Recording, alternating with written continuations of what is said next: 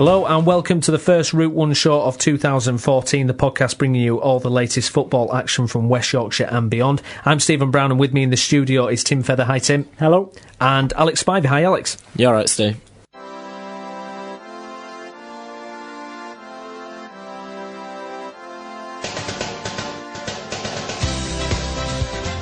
And coming up on the show today, we'll be chatting to ex-Leeds United and Sheffield United manager Kevin Blackwell, as well as having all the latest news from our teams here in the region, including Leeds United, Huddersfield Town, Bradford City, Halifax Town, Guiseley and Bradford Park Avenue. And we'll also be previewing all of this weekend's Premiership fixtures.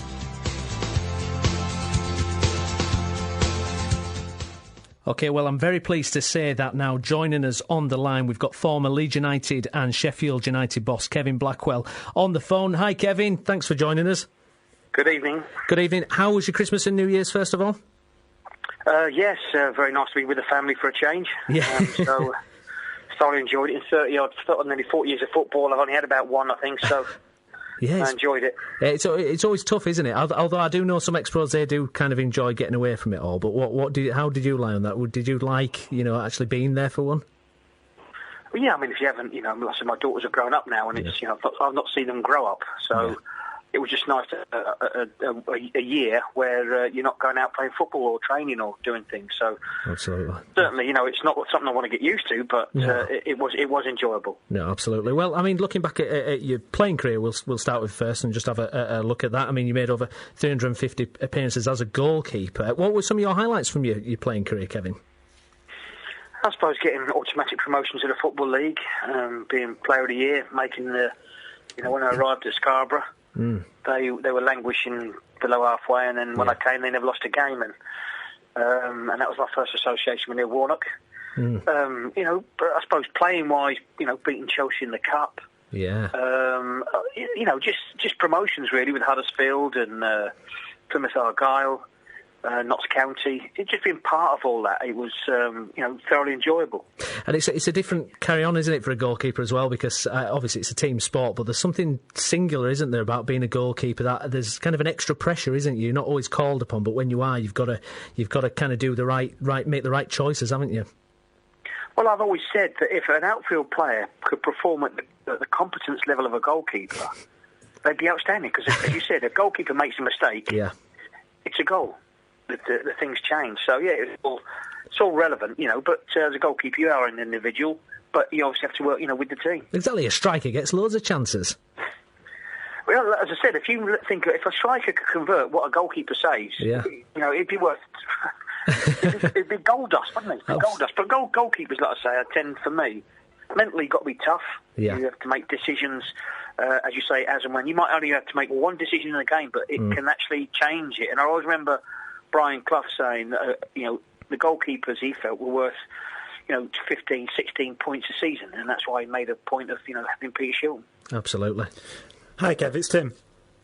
Hello, Tim. All right, mate. What I always find interesting about goalkeepers is they can go 70 minutes without having anything to do, and then suddenly have to be called upon to make a great save, or maybe a save which could actually stop them from losing a game. That's one thing I always have the big respect for goalkeepers for.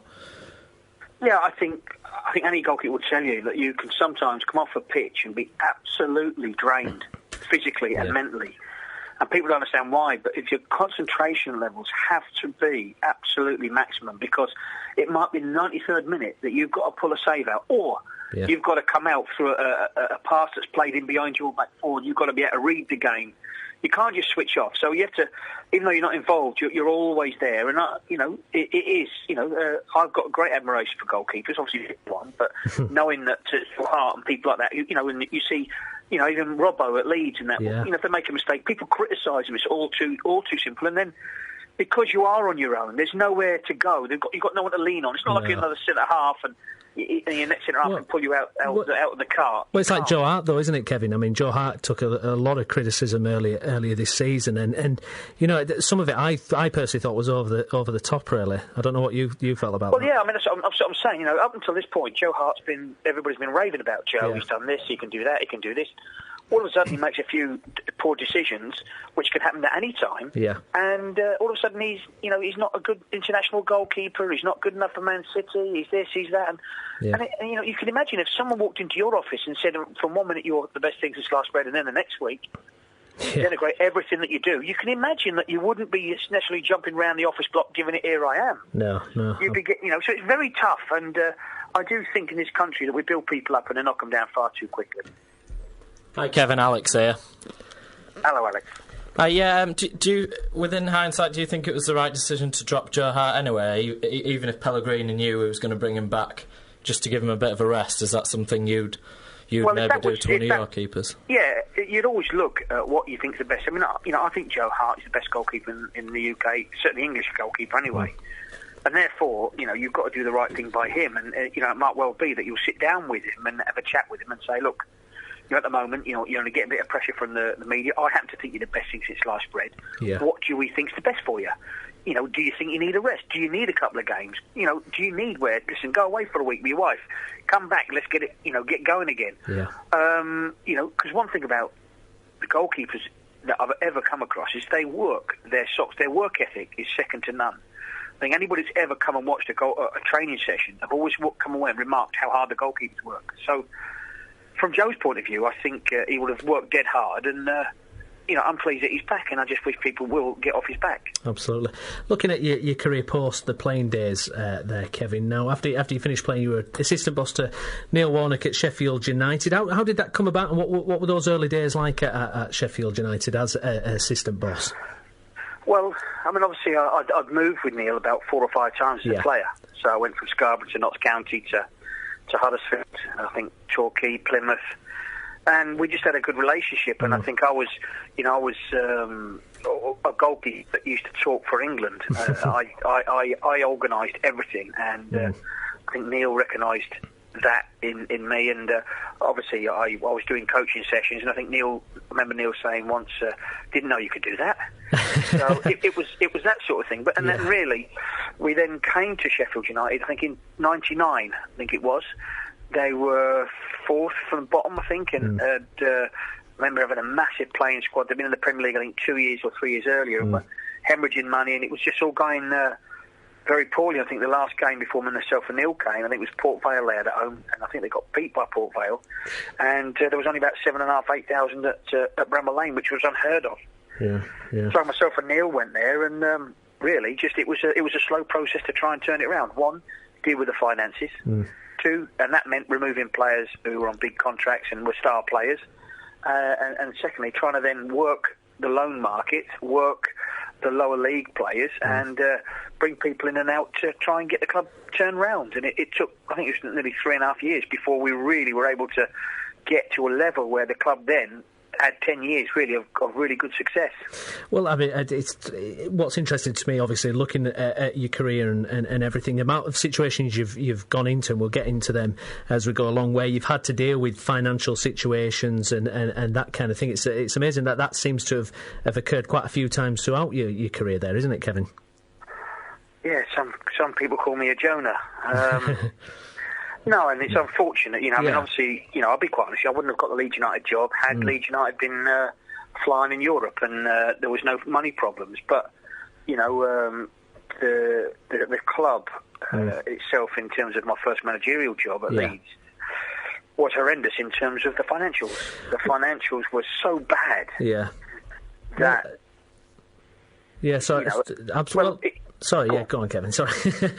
No, well, I was going to say, because I'm a massive Leeds United fan, and I remember at that time it was an unbelievable period as a Leeds fan, because just a few years before everyone knows about the semi-final and everything, and you joined when Peter Reid had come in, hadn't he? And he took you on as a assistant there.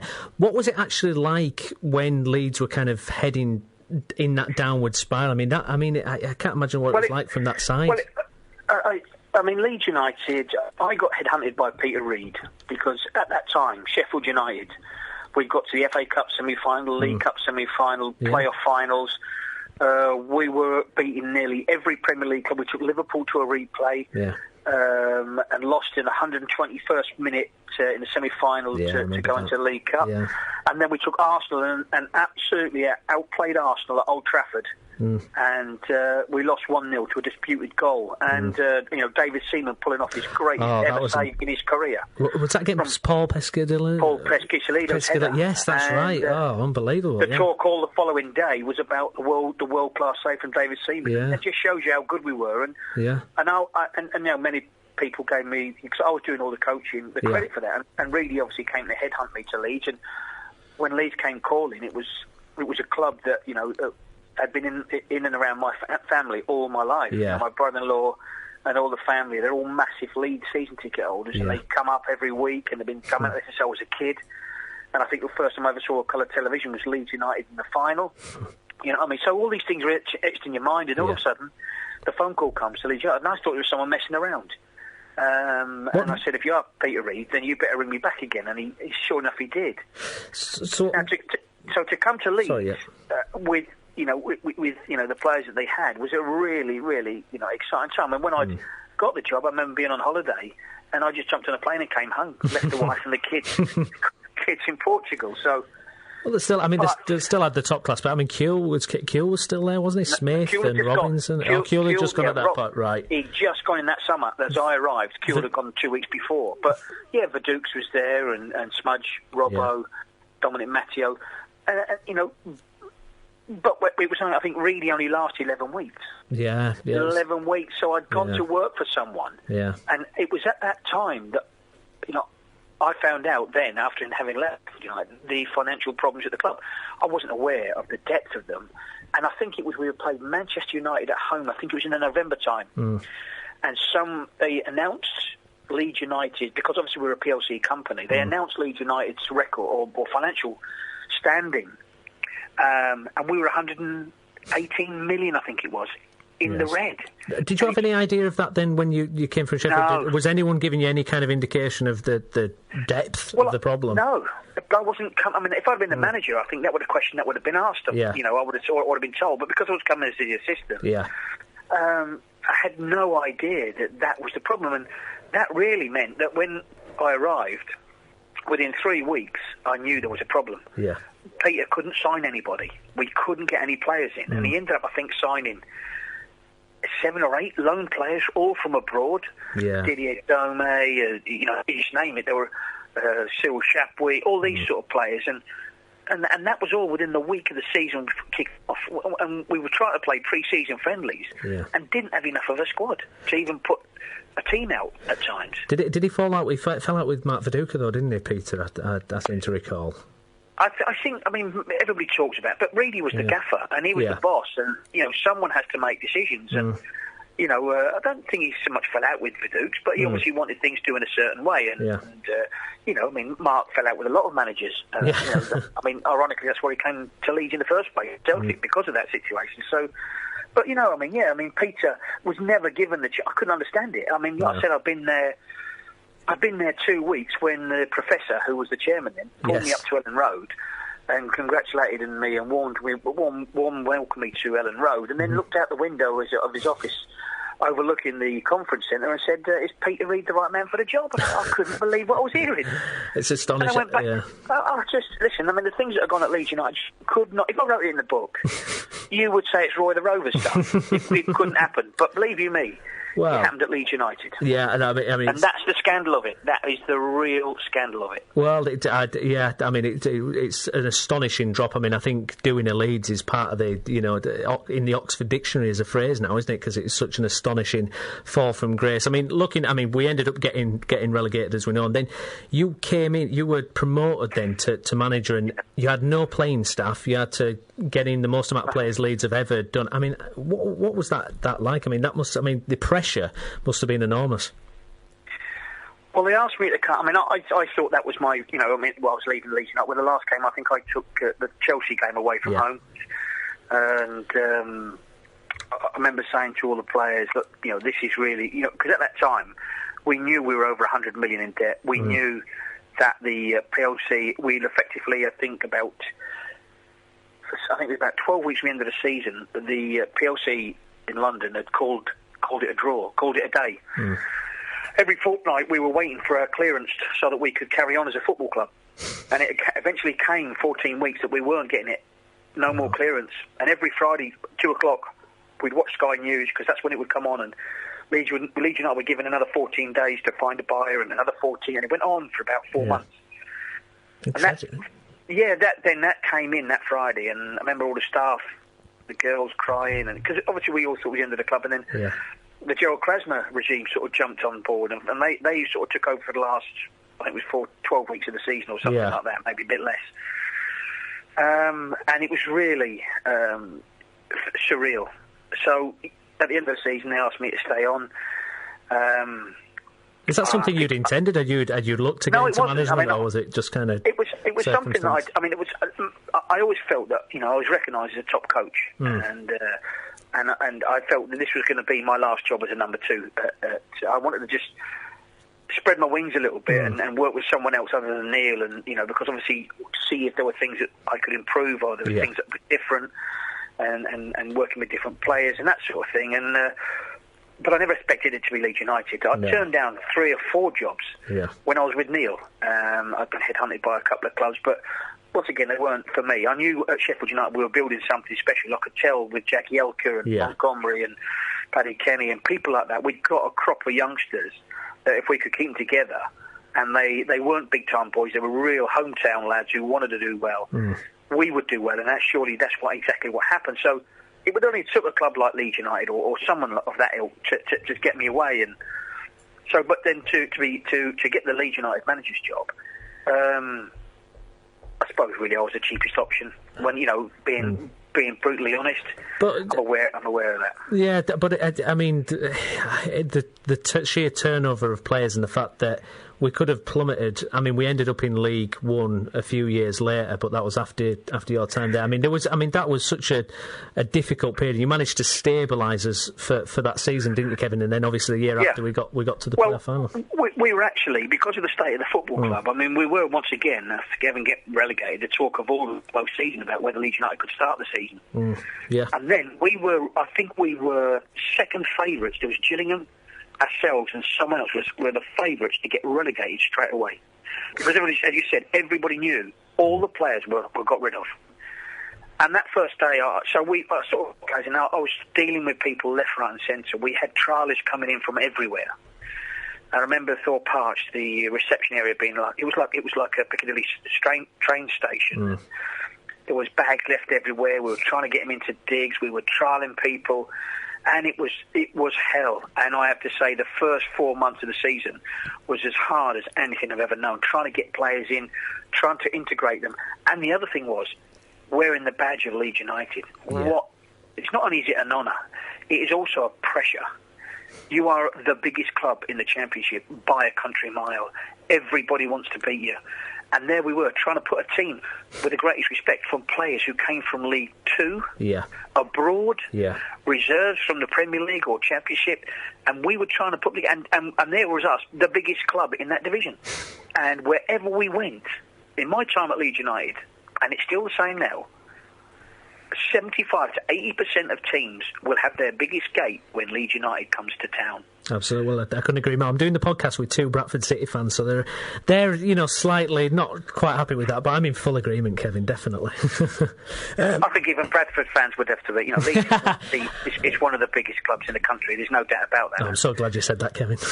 They are one of the biggest. Listen, whenever I went abroad and did anything, no one asked me about Bradford City. They asked me about Leeds United. Okay. When I knew you were a Leeds United manager, let me tell you, I went to South America. And as soon as I knew I was Leeds United manager, I was invited into the embassy in Brazil, and you name it. Yeah. But no, I mean, listen, Bradford's a great club as well, don't get me wrong. Yeah. But there is something about Leeds. Absolutely. I had a Spanish taxi driver that one said, "Where's Bradford? Is it near Manchester?" And I went, yeah, it'll do. Near enough. It was near enough, yeah. I'll just talk about like the issues when you went into Leeds. I found a comment from you in the Daily Mail which I thought was quite interesting. That you said that 3 or 4 of the lads from the Premier League were there, and they had the Bentleys and Range Rovers, and you said that you brought players in, and one had a Ford Focus with a wing that was battered, so we had a W-Reg Ford Focus playing for Leeds United. I thought that was quite a interesting quote. Well, I think, as I said, that pre-season we had people coming in, some of them didn't even have a car. Right. But when I first went to Leeds United, in the morning, I remember when I first met with Peter and we were doing pre-season, and we train in the morning and the afternoon. So we'd start at 10, finish at 1, start at 4, finish at 5. Something like that, double sessions pre-season. And in the morning, there'd be Porsches and Range Rovers and Audis and in the afternoon, there'd be Ferraris, there'd be Maseratis, there'd be Aston Martin. So I said, well, who's you came in a Porsche this morning, whose car's that? Oh, that's... I remember travelling down on the bus, we were playing Arsenal, and as we were travelling down, in FHM magazine was on the bus, the lads were reading it, and in the middle of it was Paul Robinson, right in the centre spread, and he's got his hands out with his gloves on, and they were talking about Paul Robinson, England goalkeeper, and behind it he had a spray of 7 cars. That must have been worth about £1 million, £1.5 million for cars. So that really put it into context. And then when we turned up that pre-season, and there was only 3 or 4 lads left, and they obviously had to go. But their cars parked up to a Ford Focus with the wing battered in was really, for me, it was showing where we'd been. Yeah. And where we were, and the Ford Focus was about where we were. Absolutely. So looking at your time then in the Leeds job after we said, you stabilised for the first season, it was the playoffs, the second season, which is still the highest Leeds have been since they were outside the Premiership. That final against Watford, obviously it didn't go Leeds United's way. What are your reflections on that day out at Wembley? Well, the club had to be rebuilt, and people forget that, less than 18 months previous, we'd come out of the Premier League and with no players, had to rebuild it. When we had players on 70, 80, 100 grand a week, and then I had players on £2,000 and £3,000 a week. Yeah. It took a while, and I knew the team wasn't finished, but we was that well organised, and we got a good team spirit that we got to the final. And what people forget is in the semi-final, we played Preston at Preston in the second leg, and we won 2-0. But what people forget is that we lost 2 players being sent off, Stephen Craney and Richard Creswell.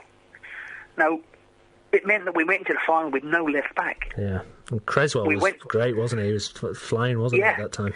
And he'd come back from injury. He got sent off inside 90 seconds at Deepdale, and then Holtzy had a hip problem, and we were always trying to just get him through to the end of the season before we had this operation. And we then went to the final. I had to put Phil Gallen in at left back. I had to bring Sean Gregan back in at centre half. And, the first goal is always important in the final. And people forget, Sean Derry had a shot that Young turned his back and hit his ankle and went the other side of the post for a corner in the first 10 minutes. If that gone in, it could have been different because we'd murdered Watford about 8 weeks earlier at Ellen Road, beaten 3-0, I think. 3-0 or 3-1 or something like that. So, and it all came down to a game on the day. Yeah. And, the disappointing thing for me was that, I wanted to do certain things in the transfer window prior to that. I wasn't allowed to do it. No. And, was that under Bates was in them? I knew what was asked and what was said and what was done, but because of the success I'd had, it was felt that I could stick with what I'd got, and I knew we'd need in the next 6 weeks certain players to just see us through. If we had an injury crisis or a suspension or something, and it's exactly what I'd predicted could happen, and we should, as a club the size of Leeds and whatever, should have been able to oversee that, and it didn't happen. And on the day, they didn't do it. And all credit to Watford. And it was their day. And that's all you sometimes can say. Absolutely. I don't know how much you can say. Ken Bates, how did you find working with him? Yeah. That's all we're getting. Yeah, yes. I think we can tell from that, can't we? Listen, Leeds fans never took to Ken. No. I had to deal and work with Ken. Yeah. And, it was, there were things that happened and when I finished at the time with my club, and I know what's going on behind the scenes, and it just breaks my heart to a degree when I left Leeds as to, for reasons that weren't down to me, and that's what really frustrates me. Yeah, no, that's it. Absolutely, no, I can imagine. So after that, you had a period at Luton where again you generated £6 million from player sales before you went back to Sheffield United. This time as manager, and looking at your record there, never outside the top 8 and generating £30 million again in player sales and another playoff final. I mean, you reflect on your time as boss at Sheffield United. What are your feelings towards that? Well, I mean, I suppose out of the last. Those 10 years since '99, I spent 6 or 7 years at Sheffield United and 3 years at Leeds. So, there were the two, the clubs in between, nice clubs but it was those were the two clubs that I enjoyed myself the most, and yet found myself having to deal with the finances at both clubs. And I would love to have been at both clubs at a time where the finances, I wouldn't have to spend millions and millions, but it would have been nice to be able to, one, keep the team that you were building. Yeah. Because two things happened. At Leeds United, after the playoff final against Watford, Rob Holtz was sold, Bennett was sold, Lennon was sold, Jermaine Wright was sold, Danny Pugh went to Preston, he was sold, Walton was sold. And people forget that, £6 million was sold in that summer, and not a penny was reinvested in the team. No. And how can that be right after 18, when you're only starting to build a club after the fallout of 18 months? Yeah. And then Sheffield United was exactly the same. When I came there, they were third, I think, from bottom on the 28th of February 2008, and I took them to within a point of the playoffs.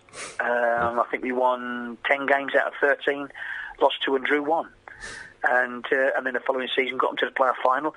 Once again, I need to see Carl Norton, Carl Walker, Paddy Kenny, Kilgallen, Holford, you name it, all sold. Yeah. And you look at them, and most of them in the Premier League right now. So, yeah, it frustrates you that I've been unlucky to be at clubs when the finances haven't been right. Yeah, absolutely. And you did, at Sheffield United, you worked with the late Gary Speed, and obviously as a Leeds fan, he was a massive part of the success that the Leeds had with Wilkinson in the early 90s. What was Speedo like to work with?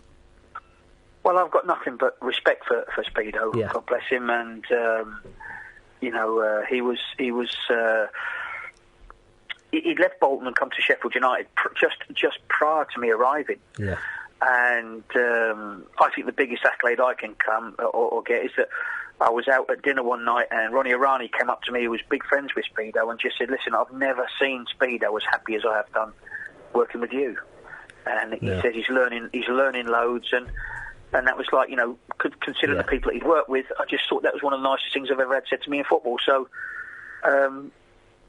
But Speedo was someone who was very, very magnanimous. Yeah. He could have put his chest out and put his medals on the table and what he'd done, and he didn't. He wanted to learn, and he wanted to learn everything and different aspects about the game. And I'll be honest with you, I learned as much from Speedo as he learned from me. Yeah. A really top class person, and I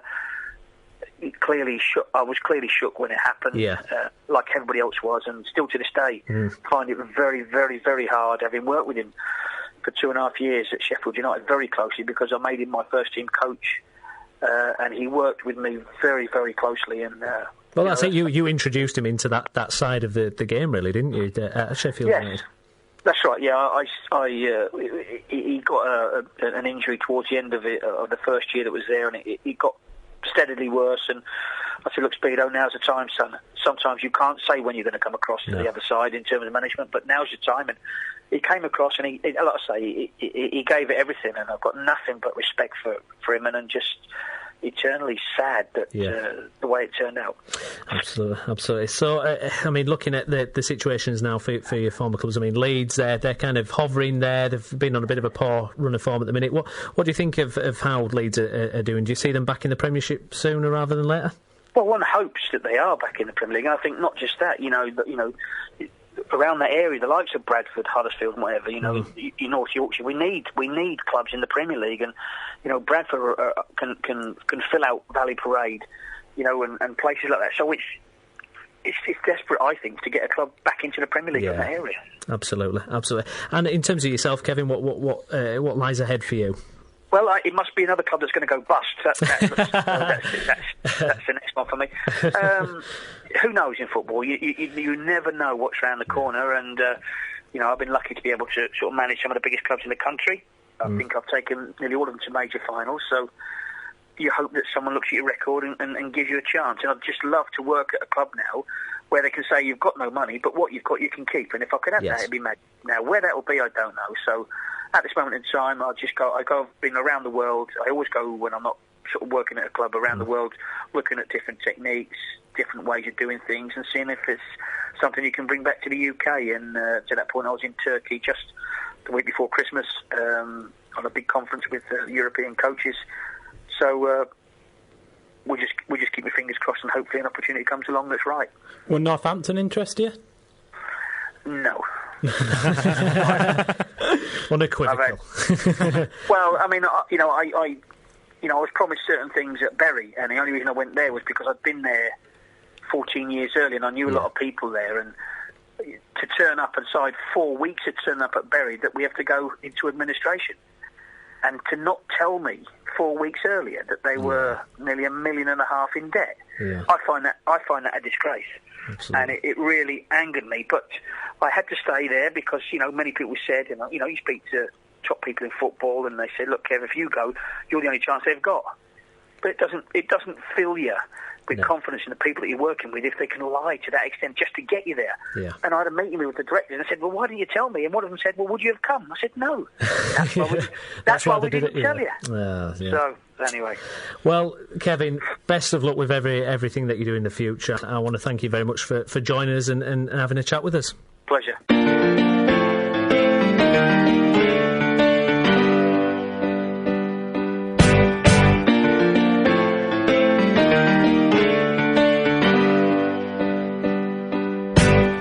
Right, we're going to have a look at the Championship now, and I'm delighted to say join us on the line for the new year. It's Doug Thompson from the Huddersfield Examiner. Hello, Doug. Evening, how are you doing? I'm good, thank you. Thanks for joining us. So, Doug, how was Huddersfield Town's Christmas and New Year's? Not bad, really, yeah. A bit of a mixed bag in terms of results in the league games. Obviously, a win and a draw and a loss, and then a win in the FA Cup. So I think overall, reasonably satisfying, yeah. Yeah, absolutely, because they sit now in 13th position. Would you have taken that at this point in the season, at the start? Yeah, definitely. And certainly, progress, is certainly being made. Round about the similar point salary to this stage last season, but the feel about the club's completely different, which is quite an interesting sort of factor, really. Absolutely, and that's Mark Robbins, isn't it? That's his influence, would you say? Yeah, and just really the way the team have been playing. They've been far more competitive this season. I think they've probably learnt some lessons from last season. Yeah. Nobody's going to be complacent. It can easily be translated into a relegation fight if you get on a bad run. But there certainly seems to be more optimism, and the potential seems to be there for certainly a top half finish. And you never know, you might just be able to push on that a little bit further if you can do that. The result that really impressed me was against Steve McLaren's Derby, because they'd won every game since he took over, and then they obviously played you guys on Boxing Day, and it was a 1-1 draw. I mean, that's very credible. I can't even say it. Credible, isn't it, Doug? That stage, doesn't it, sometimes? Yeah, I mean, it was a good game, really, and I think they built on an encouraging result down in Brighton. I think that was the last time we spoke was before the Brighton game. Yeah, that's right. And to go down there, and get a goalless draw against a pretty good informed team was really encouraging. And then the Derby match, really a game of two halves. Derby was strong in the first half. Could probably have been, a couple of goals to the good. Crucial that Town kept them out and just kept them to the one goal, and then really got back into the second half and really looked like the team that were going to win it later on. So yeah, really encouraging. And Derby, like you say, have been on a really solid run of form before. I've dipped a little bit now, but no doubt that they're a good side. And they'll be up there challenging, I think. Hi Doug, it's Alex here. Hi Alex, how you doing? Yeah, I think I've asked you a couple of times about Dwayne Holmes before. When I've seen him, he looks exactly the sort of player that Bradford could do with. Do you think there's a chance we could get him on loan until the end of the season, or is he getting enough action at Town? I think he's probably getting enough action at Town. I think they've been very sort of measured about the way that they're playing him. At this stage of his career, he certainly seems to make more of an impact when he comes off the bench and plays for the sort of last 25-20 minutes. Really, when opposing teams are tiring that little bit. He's not started that many games, to be fair, but when he has started, he hasn't made the same kind of impact. So I think that they've been fairly cautious about the way that they progress him. Giving him short bursts in the team, and I think they'd be fairly keen to keep him at the club and just try and keep that progress going for the rest of this season, really. Do you not think playing games in League One would benefit him more than the last 20 minutes in playing for Town's team, or...? Possibly, but I think at this stage, he's getting a taste of it, and he is making an impact. And the value of Dwayne Holmes is that he does make a difference when he comes on. Yeah. From that point of view, I think Town would be keen to keep him, really. He's got that sort of refreshing thing about a young player, that he'll got loads of energy and is really positive. Lots of energy. He's very direct. Yeah. He doesn't get sort of flustered, and he doesn't seem to get downhearted when things don't go well. No, you've definitely got a player there, haven't you? Yeah, missed a couple of sort of easy chances, as it were. but not let it, get him down. He's kept going. He's yet to score his first goal for Town. That'll be a great moment, I think, when he does that. I think it's probably coming, to be fair. He'll probably get a few. Once he gets one, he'll get a few, probably, won't he? Maybe the Martin Patterson style effect.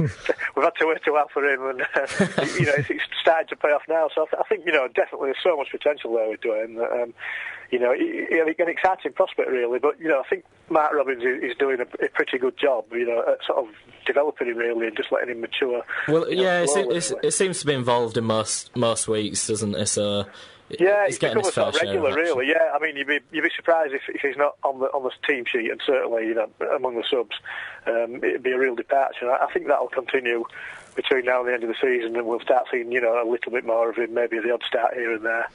I think you've got to really, have faith in the manager to do it the right way, really. Doug, do you expect much activity in January then?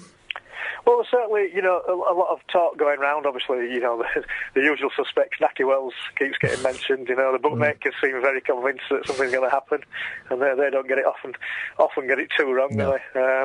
What's the financial situation like with Huddersfield at the moment? Have they got money to spend then, or what? To a degree, yeah. There is some money to spend, yeah. I don't think that they'll ever go wild. I think the only way that they pay out, millions, as it were, is by selling, one of the current players. Obviously, there's a lot of talk about Ollie Norwood being linked with Celtic, even James Vaughan. Yeah. I think it'd take a big bid to get them to part with James Vaughan. Ollie Norwood, if Celtic came in and offered, £1 million, that might happen, there's a lot of talk that Celtic is sort of rearranging their squad in the wake of going out of the Champions League. People might be leaving there, and therefore they're looking to bring people in. It's a bit of a watch this space situation, really. But I think maybe something will happen before the end of the window. Certainly in terms of bringing a striker in. Yeah.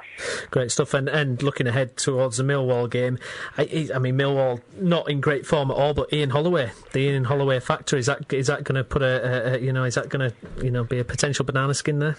Definitely. I mean, it can only help them. You always get that new manager effect, don't you? It's a common thing. An average bunch of players can suddenly, have somebody to impress. Somebody just comes in with a fresh way of looking at things and tweaks the odd thing here and there. He's not had a lot of time to work with them, but he has had a few days, and I think that'll certainly give them a lift. On paper, you'd say it should be a fairly straightforward win for Town, but we all know it doesn't work out like that usually. And Millwall, fairly stubborn opponents sometimes down the years. We've been pretty lucky, to be honest. The last few times we played Millwall, it's come at a good time. Last season they'd virtually stayed up by the time they came to our place, and it was a bit of a walkover, really. Yeah. This season they were in a bit of disarray in the early days under Steve Lomas, and that never really improved, I don't think. So, I think it could be a tougher test than the last two, certainly. Yeah. Lovely, Doug. Pleasure to speak to you. Thanks for joining us, mate. You as well, no problem at all. Take care. See you later. Bye-bye. So there we go, guys. That's Doug Thompson there from the Huddersfield Examiner. Huddersfield Town versus Millwall. You would say probably a dead cert for Huddersfield, but the Holloway factor, I mean, I think I said Hollywood then, that'd probably been quite apt, wouldn't it? But how do we see that going? I can see Holloway getting something there. I could see a 1-1. I'm going to go for 1-1, in fact. Yeah, I've actually gone for a 1-1 as well. Cause, I mean, I was looking at a couple of the away facts for Millwall, and I think, what is it, they've won one in one of their 12 games at home. Yeah. Away, sorry. They've only won one game. So I think it's probably going to go down to a draw. I can't see them winning there, but then Huddersfield can be a bit leaky at times. Alex? I definitely think there'll be a reaction to Holloway, and I think long term he will do a good job, but I think the way Huddersfield are playing, I think it'll be close, but I've gone for 2-1 Huddersfield. 2-1 Huddersfield.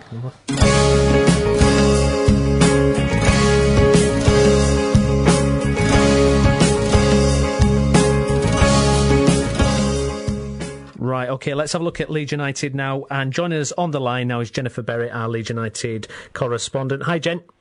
Hi, good evening. Hello. Now, I'm asking this to all the correspondents. I've got to say, I'm pretty sure I know what the answer is. But how was Leeds United's Christmas and New Year's?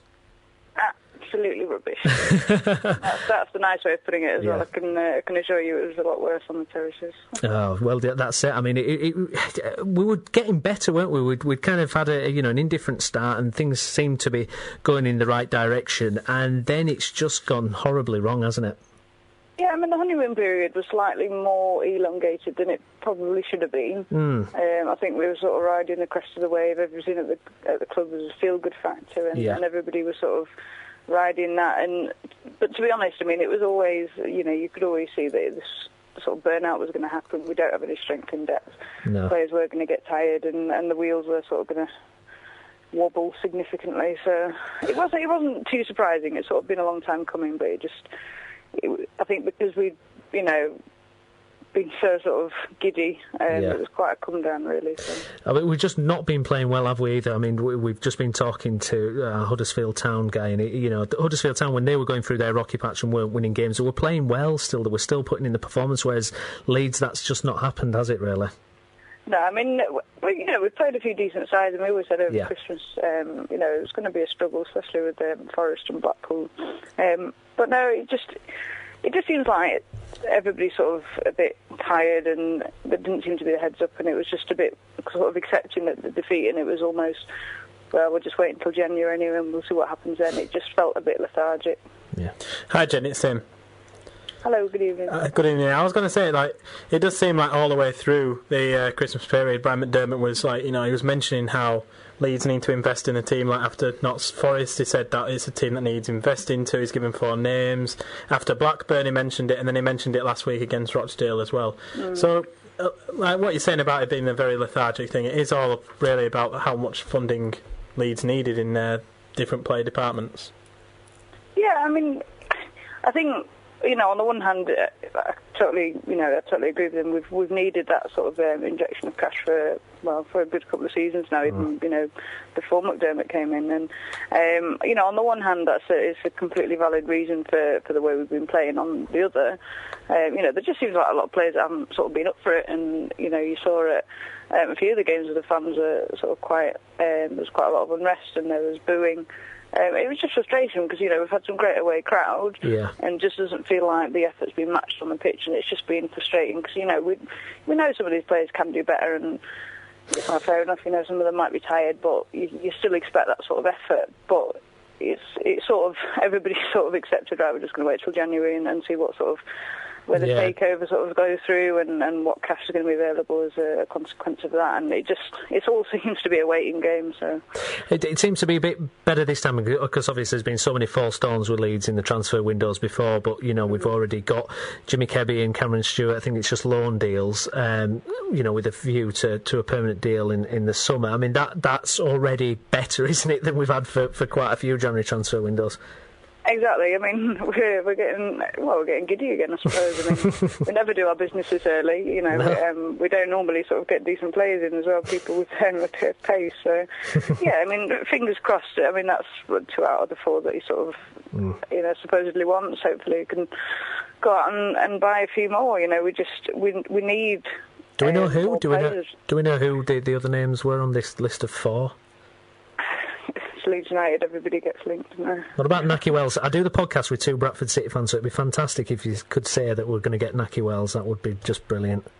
It would be. I mean, you need somebody who's sort of in that frame of mind. He scored a lot of goals. He's on good form. And I think, with a couple of wingers, he could probably have a decent chance of scoring quite a few. Again, there are other clubs interested, I suppose. And I think, whereas in the past, if Leeds were sort of interested and the club came in and we were just completely out of the equation, then we wouldn't even question it because we just didn't have the money. But now you're sort of thinking, actually, we might go and swoop in somewhere else. And David Haig and Andrew Flowers, are these the right guys now to take the club forward? Well, you never really know, do you? No. Just make a wild prediction, Jen. Champions League 4 years, why not? No, I mean, at the moment, the thing is, they've done everything right so far. Yeah. They've been very clever about everything, and, it doesn't really matter, even if they were doing everything absolutely perfectly. I wouldn't say they're doing it perfectly, but they're doing a hell of a job. But after Bates, there was always going to be that little bit of suspicion. So I'm not saying they're, saviours of the world. I think there still needs to be that sort of caution about what is happening because, I mean, the takeover sort of going/gone through, and there's very little about it. Nobody really seems to be sort of pointing at it. Everybody's just like, right, just spend the money. It doesn't really matter. just need to be sort of careful because, you know, we sort of go back then to the Ridsdale era and it's like, just spend the money, it doesn't matter. The fans have got to be more sort of vigilant about this thing now. We've had everything on the base, we've had Ridsdale. It's about building in the right way, and I think McDermott's definitely the right manager for that. I don't think he'll just spend unnecessarily, which is obviously what you want. But we still just need to be careful about what is happening. Well, I think that's a great point. I think you've got two examples of the extremes, haven't you? You've got Ridsdale where it's overspending, and then Ken Bates where it's underinvestment. And if anything, we should heed the lessons from that, shouldn't we? Exactly, and to be fair, you know, to David Hake, he is doing that. You know, he's investing in the right areas. You know, there have been lots of good sort of offers and you know, deals to attract fans back in, which is great because, I mean, we were losing fans, we were losing a generation of fans, and sort of slowly clawing that back in, and which is great. I think it all points to the money, but you need that. The club needs to live off that. So they are doing a lot of things right, but I don't know, I'm just an eternal cynic, I suppose. But I'm just always cautious with that. But because, you know, from one day you can go and they'll sort of. I didn't like the way they'd sort of been teasing, as it were, sort of just before January, and it was a bit because when they first came in, I remember, and it really clear in my mind that he always said actions speak louder than words, and it's a case of, well, look, you know, you're teasing this and keep putting out little snippets here and there, or I'm having a coffee with so and so. Yeah, the Twitter thing. Yeah, the little tweets, isn't it? You know, the little midnight tweets, and then about 5,000 retweets later, everybody thinks we're going to sign someone for £5 million. It's just, it gets out of hand, doesn't it? Exactly. I mean, I know it can be a bit ridiculous, but you know, somebody in his position, he surely must understand the implications of everything that he says. Everybody's going to hang on his every word, and they're going to interpret it in a million different ways. And they have got to be careful about that. I mean, when GFH first came in, they had a brilliant PR lady who managed everything superbly. The timings of everything was great, but as I understand it, after a few months, she was no longer sort of involved to that kind of level. And you can see that it isn't all the sort of subtly choreographed as it was. Right. So he just needs to be careful with that kind of thing. I think he just needs to sort of get things done. Doesn't need to put out these little silly teasing bits, and Patel doesn't need to be putting these blooming smiley faces on. Just like, right, just get on with it. It's like a Bond villain, isn't it? You don't know what's coming down the pipeline, do you? When you see one of those smiley tweets, it's very ominous. So Sheffield Wednesday up next at the weekend, Jen, managerless. That should be 3 points for Leeds, shouldn't it? Should. Probably won't be. You never know, really. You never know what team's going to turn up. And frankly, seeing the away games that I did over Christmas, I'm not wholly convinced. No. I don't think we'd be happy with a draw in this sort of case. You know, getting Forest and Blackpool, would have been happy with a draw. But you've got to look at it and say, no, it's got to be 3 points. We've got new players in. It seems to be lifted the mood in the camp. So you've got to say we should be going for 3 points. But I won't say I'll sit on the fence and not give you a prediction. Fair enough. Jen, thanks very much for joining us. No worries, thank you very much. Speak to you later. Bye-bye. There we go, so there we have it. That's Jen Berry, our Leeds United correspondent. I mean, Leeds, it was a pretty dire Christmas, as always, Alex, but a couple of signings. I mean, it's compared to the last few years with Leeds, I mean, it is a positive thing at the moment. I think the internet and Twitter and all the forums, it does negativise it, doesn't it? If negativise is even a word, I don't know, but do you know what I mean? I think it's unnecessary negativity, isn't it? Because every time you made the point to me that Leeds are only just outside the playoffs, despite Paul. Well, I think it's at every club now. Well, yeah, it is. Yeah, true. I think every club now, the fans are so negative and reactive to any bad result, but I think he's signed well. I think the one thing, when I've spoken to yourself and a couple of Leeds fans, they've lacked pace. Yeah. They need more attackers. And the first two players he's signed are quick, pacey widemen. Absolutely. So he's definitely targeting the right areas. And another striker and midfielder. And we've said all season you're going to be... you're still a bit short for the playoffs. Yeah, it's kept you there. You never know. I mean, there's 6 million to spend, Tim, in the transfer window. These are loan deals, so that's no actual money. I mean, there may be a loan fee. We don't know, but there's some money it seems that Leeds can spend. So you know, if they can do that, I mean, it's playoffs a realistic option. Or having said that, they've been playing terribly lately. So there's they're going to have to change. Just because you got 6 million in the bank, don't mean that you want to use that 6 million. You don't want to. really, I think someone like McDermott would probably more like to get people in that he knows. And Yeah. I think the way that it's going with clubs at the moment is overspending is... It's a big no-no, isn't it? Everyone's learnt lessons from Pompey, Leeds, Bradford. They've learnt lessons from overspending.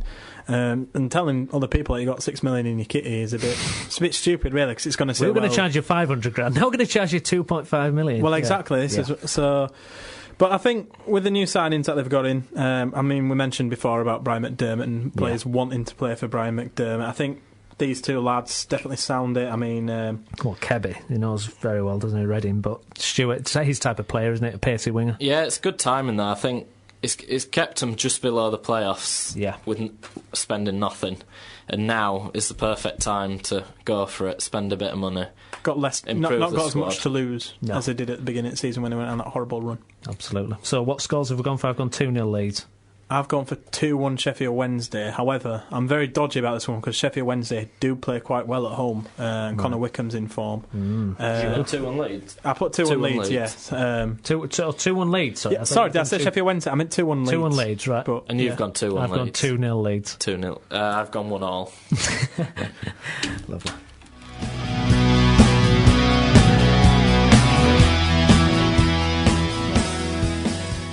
OK, moving on to League One, and I'm delighted to say joining us on the line now is our Bradford City correspondent, it's Pete Chapman. Hi, Pete. Hi, Stephen. So, Bradford City then, it's not going too well at the moment, is it? It's not, no. I mean, and he admitted as much. He said that they need to get back to winning ways. He said there have been quite a few niggly injuries. The treatment room's been very full, and he's not certain that many of those players will be back for Saturday's game against Bristol City. He also said something that's very interesting, that they haven't been getting the best Wells because he's headed elsewhere, and the player feels it's time for him to move. Wow, so that's what's happened now. Wells has come out and he's said that he wants to basically leave Valley Parade. We always... There has been a bid as well, but it's not to what the club want. But Phil Parkinson said he wants it resolved because all the players he's tracking and talking to obviously they're not going to hang around waiting for this to go on forever. They'll go elsewhere. Yeah, absolutely. That's incredible. Sorry, Tim. Yeah, you're going to... Pete, you've completely changed my mind now because before this I was thinking that the way that the Football League is and the teams that have been linked with Wells is they wouldn't want to overspend for a player. Yeah. And the fact that the owner said that Wells' value will reduce by at least £1 million in the summer due to his contract, I thought that by February would probably still have him, but the fact that now is said that he wants to leave and that his head's not there is it's a bit of a worry, really, isn't it? I will clarify that Parkinson said that Naki feels that it's time for him to move on. So is that agents? Yeah, and Phil feels that Naki's head isn't. He's not handling it as well as he did August, September. That it is getting to him. That he is thinking about where else he could be. Well, so do you expect him to leave then, Pete, during the transfer window? It's obvious that from Phil Parkinson's last quote in the interview is, "I want this resolving," which I think means that let's he wants to leave. Let's sell him. Let's get as much as we can for him. And I need to be working and getting the players in to replace him. So what can City do? I mean, if potentially Wells goes and they're in a poor run of form, what do they do? Because I mean, talking to people, and I mean, we've got two in the podcast tonight that are criticising City's tactics. During this period of time, what does City need to do? That is the big thing. I think that Phil Parkinson, after the Rotherham game, himself said that the players were making the wrong decisions. They looked like they were running out of ideas. Yeah. They were trying too hard. And now some of the best players are out. I mean, Meredith broke his toe the other day, or broke a bone in his foot, I should say, the last kick of training. So he's out now. There doesn't seem to be any link between the midfield and the forwards at the moment. That all seems to be breaking down, and I really don't know what they can do with the players that they've got. I think maybe the squad needs freshening up. Yeah. Hi, Pete, it's Alex. Hiya. Hi, just a slight concern. If we do get a couple of million for Wells, Parkinson's recent signings since the start of last season haven't been great, to be honest. I think towards the end of last season he brought in Nelson, Gray. The players he brought in this summer, not many of them have cemented a place in the side. Do you think it's a worry, or do you think he'll bring the right players in? I think he hasn't actually said as much, but I think he is a bit concerned that they haven't pushed harder to get into the first team. I think the biggest disappointment has been Mark Yates, who started off so well, but hasn't looked anywhere near that player in recent weeks. Kennedy hasn't made a bid for one of those midfield positions. Rafa De Vita hasn't really come through. I think with Andy Gray, when he signed, it was a case of he was there to help Hansen as much as anything. Yeah. But he's been, obviously, he broke his arm and has been out. And now he's got nerve damage in his leg from the dead leg he got over Christmas. And he actually played well at Peterborough Grey, didn't he? He did, yeah. I think it is a concern, and it's got to be a worry of who's actually out there that's available that's within City's budget. Yeah. Get in. I was talking to a Bradford City fan the other day, and they actually said that they thought that although Wells gets the goals, he's nothing without Hansen. No. Hansen is the key player. Well, I think it's the same the other way. I think they both complement each other so well that when Wells isn't playing, nobody reads or can get on Hansen's flick-ons as well as Wells can. Very true. Very, very true. You can see that. Saw it so clearly over Christmas when Wells went off again. Another thing, with Yates, it's clearly a good player, but it just doesn't fit with the type of football we play. You could easily see him doing well in a more of a passing team, I'd say. I think that's very true, and I think possibly some of that is that the pitches were better at the start of the season. That's why he looked better, because there was more of a passing game, and there was quite a lot of passing going on in the Swindon game Sunday before New Year. But every time that they seem to get near that 18-yard box now, it seems that they're scared. They don't know what to do, and they just end up hoofing the ball in there, and Hansen hasn't got a chance. And it all comes to nothing. Yeah, it's too much. It's too much of an easy option now, and obviously with the run we're on, we definitely need to have more of a plan B and change our tactics a bit. I think so, yeah, and I think there's also the problem that several players have made it clear that they want first team football, but it's that sort of problem of catch-22 thing. Well, if you're not showing the manager that you're good enough, you're not going to get first team football. And everyone's always said about the great team spirit at Bradford, and I think that's being tested at the moment, and it's up to the senior pros, for want of a better expression, to keep it together and get through. Don't forget, Bradford had a very poor run around this time last year. Yeah, we did, yeah. The only difference then was we're doing well in the Cup as well, wasn't it? But yeah, that was the big difference. But, Bradford are in an interesting situation at the moment. 7 points off the playoffs, 7 points above relegation.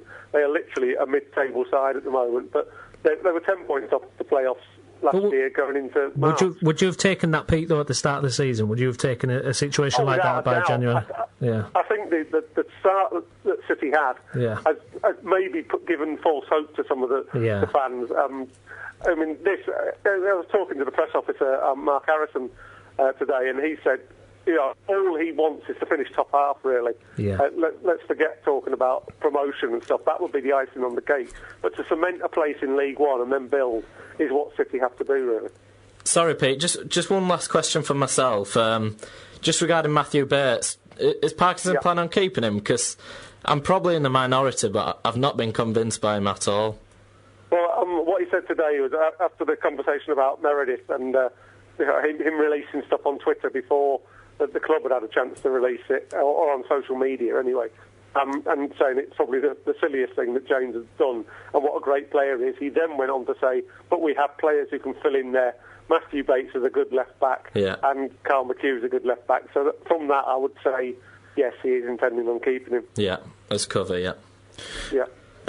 My question really is, my only worry about City at the moment, Pete, is goals, to be honest. I mean, you looked at the Rotherham game, and we were linked with Haris Vukic at the beginning of the season. Now, I tried putting any other City player in the same position as Haris Vukic when he scored, and I could only ever see it either going over the bar, into the keeper's arms, anything like that. City just don't capitalise on the same kind of opportunities that these playoff teams are getting, and I think City definitely need to try and find someone who can do something like that, and maybe just give a player playing time if they have to, just bite the bullet and go for it.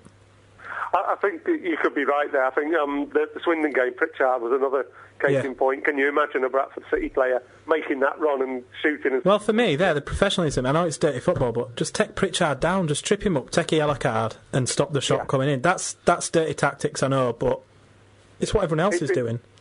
I mean, the other night, watching the one of the Capital One semi-finals, the analyst on there said, that is a brilliant foul. And that's exactly what you're talking about there. It's taking one for the team. And it happened at Notts County as well, didn't it? The first goal.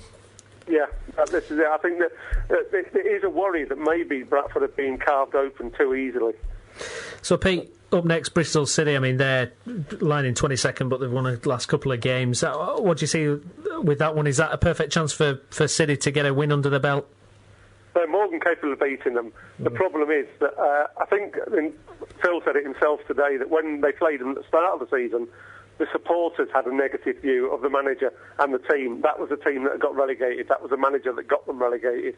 The supporters are feeling positive now. That does transmit onto the pitch, and Bradford fans will have to be positive on Saturday, because the team is well capable of beating Bristol City. Yeah. But if people start believing that this run is going to continue, then confidence is key in football, and it has to come from the fans as well as the players. Great stuff, Pete. Thanks very much for joining us. OK, you're welcome. Take care. See you later, mate. Bye-bye. Bye. Bye-bye. Bye-bye. So there we go, fellas. That's Pete Chapman, Bradford City correspondent. Not a great period of time for Bradford City, but 7-point swing either way. You both have been very negative about Bradford City thus far from what we've talked about recently. So Bristol City, what do we think? I've gone 1-1. I can't see City losing it, but then I can't really see them running away and beating them. But then, sometimes in football you get teams like this, and all they're waiting to do is just trounce someone, just go out and just absolutely annihilate someone. What do you think? City will do that to them, or the other way around? I don't know. I know Bristol have made a couple of signings this week as well. Alex? I've gone for a defeat for us, I'm afraid. I've gone 2-1 Bristol City. So I'm the only one who's going for a Bradford City win here. Well, that says a lot, doesn't it? It does. You should be ashamed of yourselves. I've gone to the last 15 games where we've won one.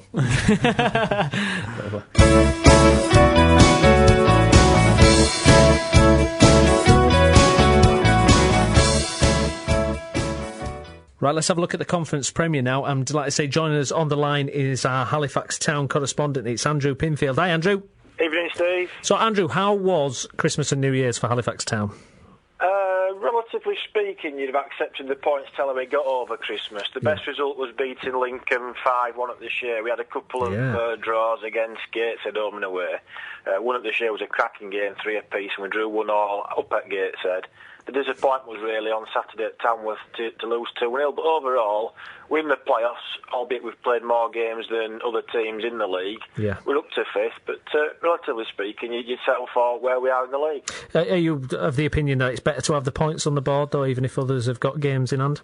Yeah, I always look at it in that way, Steve. You always like points. I mean, you can have games in hand, but you're not necessarily going to win those games. So although we have played 28 and some have only played 23, 24... We're happy with the position that we're in at the moment, and we'll go to Wrexham on Saturday in good spirits, really. Yeah, absolutely. I mean, looking at it, 5th in the league at the moment. I mean, at the start of the season, you would have taken that definitely. Oh, absolutely. We're looking at probably mid-table best, so to be where we are in the league is really good, and we've had some promising performances from the newcomers as well. Mark Roberts has fitted in really well this season. Lee Gregory is one of the leading goal scorers in the blue square, in this Grill Premier League. The only disappointment really is just losing Dan Gardner. We sold him to Chesterfield in the last week or so. Yeah, he's gone to Chesterfield. I mean, what do you make of that one, Andrew?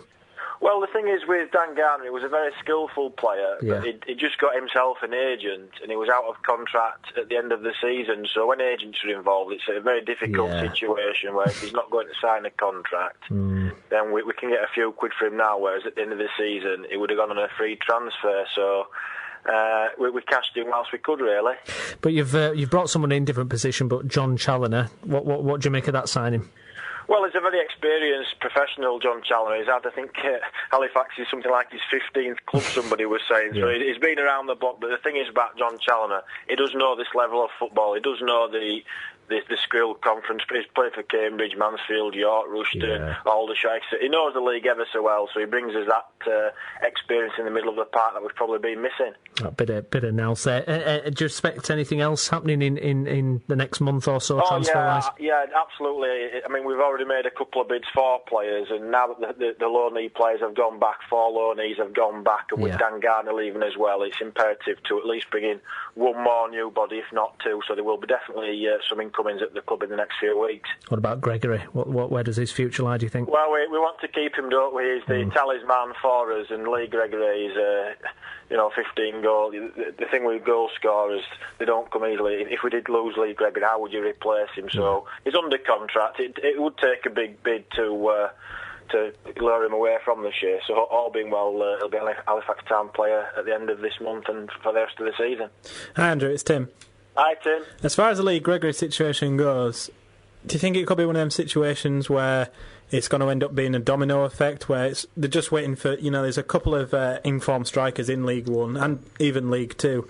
So if one of the bigger clubs come in for them, that's when those League One, League Two clubs will start turning to the Conference Premier to try and get someone? We've seen that happen before. The thing is that we're not under pressure to sell. Obviously, if somebody came in with, say, £250,000 or something, then you've got to look at not only for the good of the club, but we can't start in players where they're part-time at the moment for them to go full-time. It's like Dan Gardner. He wanted to go full-time. Lee Gregory would be in a very similar position, I would have thought.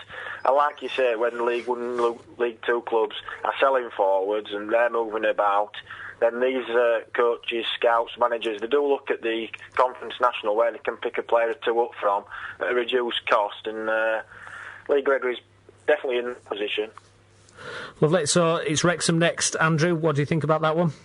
Be a tough game. Wrexham get good support. They're very similar size club to us, probably bigger than us really. So if we get a draw at Wrexham Saturday, we'd be pleased with that.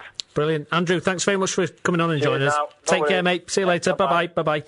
There we go, fellas. So that is Andrew Pinfield, Halifax Town correspondent. I mean, he's probably right, isn't he, that Wrexham bigger club than Halifax Town. Yeah, they've got an impressive stadium for the Conference, haven't they? And Halifax away still not get anything there. I'm going to go for a cheeky 1-0 Wrexham there. What about yourself, Tim? I think it's going to be one of them surprising days in the Skrill Premier where Wrexham win them 3-1, I'm afraid. 3-1. Alex? I've gone for a safe draw, 1-1. Well, speaking of our predictions, we've just got about enough time just to have a look at our predictions table so far. So, well, I mean, you know what the results are, but I'll do it for the benefit of our listeners. So there's been 10 games, in inverted commas I say that have been played so far. Top of the league so far in January, it's Alex Spivey with a goal difference of plus 114. Well done, and you're on 12 points. I'm second. I've got a goal difference of 102. That's plus, and 10 points. And Tim, you're languishing in third on 7 points, but you've got a goal difference of plus 91. Can't argue with that. So that's still quite close. There's only 5 points in it. There's still time, isn't there, fellas?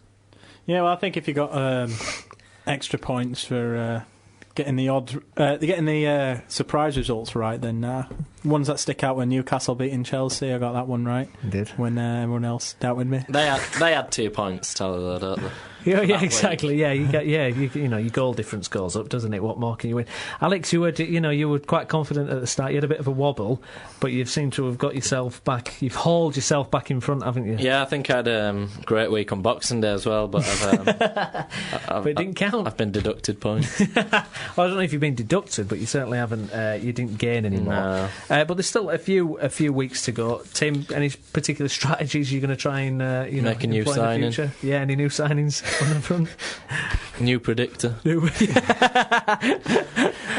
I found that the weeks where I was safe was the ones that I normally genuinely got wrong. Right. So, but it's part of this, like, being just courageous enough to, like, pick a wacky 3-0. Is that where, or is it just being steady? Well, for example, I'm not going to hint too much, but Hull and Chelsea this weekend, it's one of them kind of dodgy ones. Yeah. Where you can, Liverpool, Hull, that one. Yeah. If you back the big teams on the whole, you'll get more right than wrong. Right. But I'm sure I've done that, and I've not. And I don't think perfect scores that. If you pick the teams that are going to win, and you just get the odd point, I think. Write these facts. Write these But down. you've struggled particularly in West Yorkshire teams, haven't you? Yeah, I think I do tend to get most points from the Premier League. Maybe I let my heart rule my head sometimes. But Tim does that though with City and Newcastle. You've lost loads of points, haven't you, doing that? Apart from that Newcastle-Chelsea one. No, I gained quite a few because I said that Newcastle beat Tottenham as well. Yeah, he predicts his own team, but I put mine to lose. Lovely. So we'll keep you informed with that. That's on the blog, which will give you the details at the end of the show for.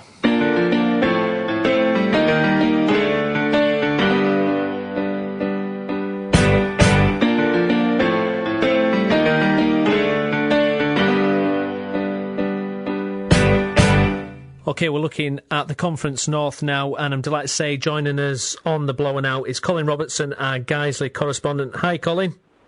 Hi, Stephen. How you doing, mate? I'm good, thank you. How are you? Very well, very well. Good. Very well rested.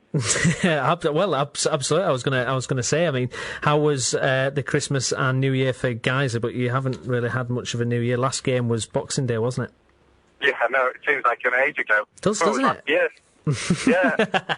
You haven't played since 2013, and that was against Harrogate, where you won and continued this great form that guys are on that now sees you right up there in the league positions. But it's a bit strange when games have been cancelled. Do you lose momentum? Is there that possibility?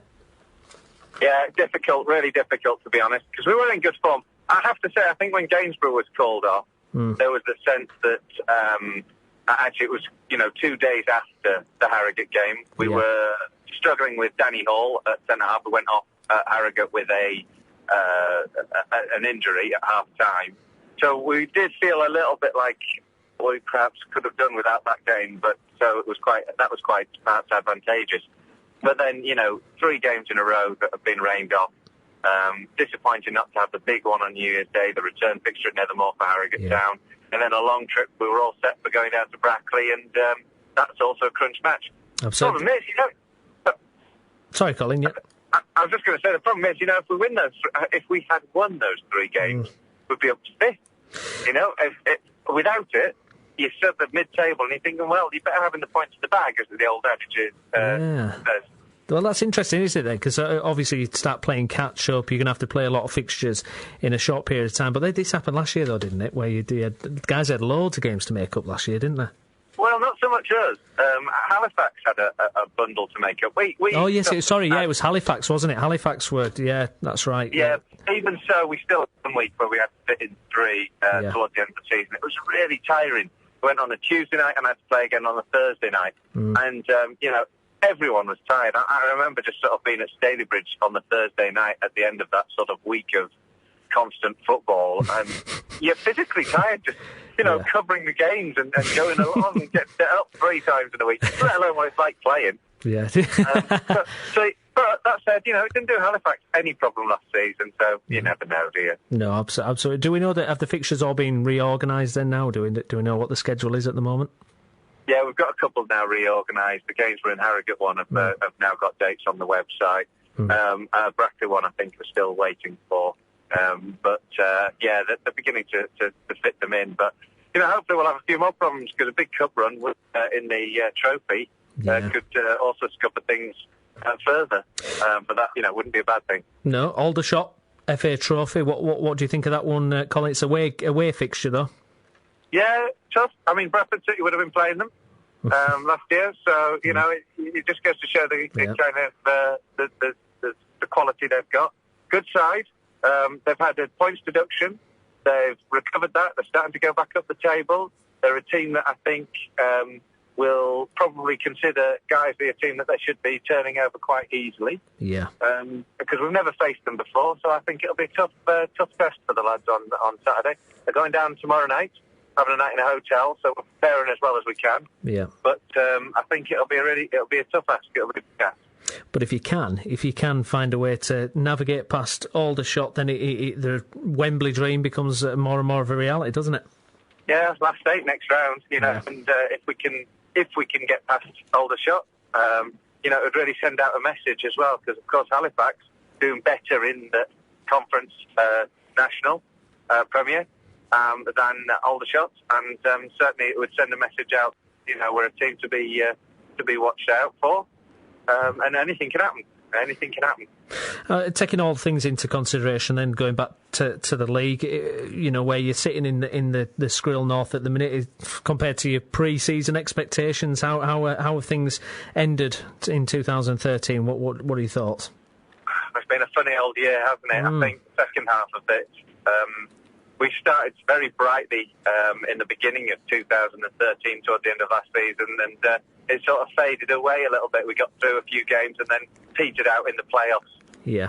And then it started badly, so the sort of middle part of the year was quite poor. But, we haven't been beaten since October the 5th. And October the 5th, we were completely depressed going back. We've been battered by Altrincham. And we ended the year at Nethermore. A fighting spirit, showing exactly what we were made of, coming back to level 2-2 against a very strong Altrincham side. Yeah, before that October result, we did nearly have to introduce you as depressed Colin Robertson every week. But we finally got over it, didn't we? We finally got over it. Well, Colin, I hope it goes well for Guiseley. Thanks very much for joining us. Yeah, you're welcome, and Happy New Year to everyone. Happy New Year. Over there. Thank you very much, Colin. First correspondent to wish us Happy New Year, by the way. Thank you. Much appreciated. Take care. Thank you, Colin. Bye-bye. Bye-bye. There we go, fellas. So that's Colin Robertson. Guiseley, FA Trophy. I think Aldershot will probably be a bit too much for Guiseley, won't they, Tim? Well, we said that about Kidderminster for Park Avenue, and Park Avenue beat Kidderminster, and they're still in the cup at the moment. That's why he's the fact sheet. He's always got a fact just there to just totally. Well, it's the cup. I mean, they do have Brett Williams, who's been firing for him. He's scored 17 goals from so far. So, but. They've got quite a good home record of Aldershot, so I'd like to see Guiseley get a replay, and then take them back to Nethermore. Yeah, I could see a 1-1 with that. What about you? Yeah, I've got 2-2. I think 2-2. I think they can raise the game and play without pressure. Doesn't actually matter in our predictions table, but we can still have a go, can't we? What prediction are you giving it then, Tim? What score? I'll go 1-1. See, I've gone one. I could have gone for something wacky since it doesn't count, like 3-0 to Guiseley, but no, never mind.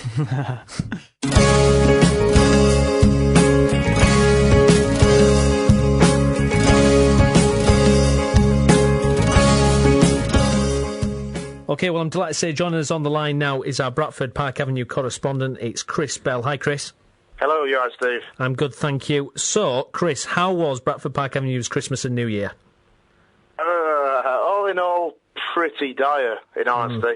A run of 6 games without a win, stretching from, December the 9th, I think it was, when they lost 3-0 home to Guiseley in the league, stretching all the way until the North Ferriby game when they lost 2-1. Of course, New Year's Day game was postponed, probably much to the relief of Bradford Park Avenue fans at the moment. It gave them an extra few days, shall we say, to get back to full fitness after a busy Christmas period. Yeah. And then, Saturday happened, quite frankly. An astounding 6-1 demolition, really, of Worcester City. Astonishing. What type of game was it? Was it completely justified?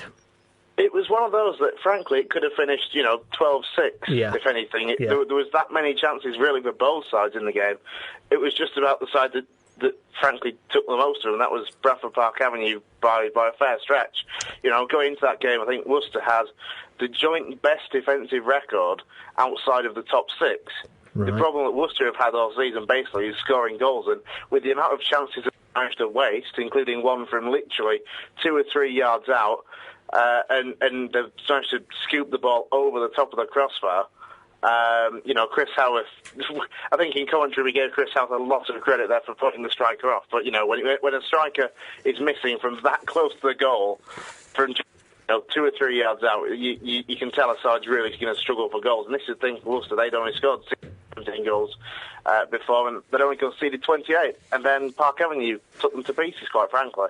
Yeah, well, does it coincide, Chris, with the return of John Dacey? You knew that was coming, didn't you? I did. I knew that was coming. It's one of those where... Well, Chris, let's explain the situation first of all, because we haven't done the show since before Christmas. And do you want to explain what happened with the manager, Dacey? Well, it's pretty unusual, but relatively straightforward. It's just that the manager, John Dacey, over the Christmas period, frankly, was away. He was in Australia. I don't know how true it is, but I understand that he'd gone to watch the cricket, frankly, to the Ashes. It was a pre-planned trip as well. Is that what it was? It was the Ashes? He went to watch the Ashes? That's what I've heard. I don't know how true that is. What a wasted 5-0 they lost as well. What a waste of time that was. Well, it could have just been, a pre-planned trip. This is the thing. It was all given the go-ahead by the board, by the chairman, John Dean. I've spoken to him about it. He said that, look, it was a fine thing to happen kind of thing. It had been planned. It wasn't like it was out of the blue. But it was just, I don't know, things didn't work out for Mark Hume when he'd been left in charge, shall we say, with that run of defeats. And, he must be kicking something, probably the players, frankly, for the one game that John Deasy returns, and they're going to in that kind of performance and 6 back on that. The suddenly perform. Well, I mean, you and I, Chris, we did co-commentary, didn't we, for the game against Stockport. And, they were unlucky, and you did feel for Mark, didn't you, in that situation, really, because how much could he actually influence during his time there, really, before Deasy returned?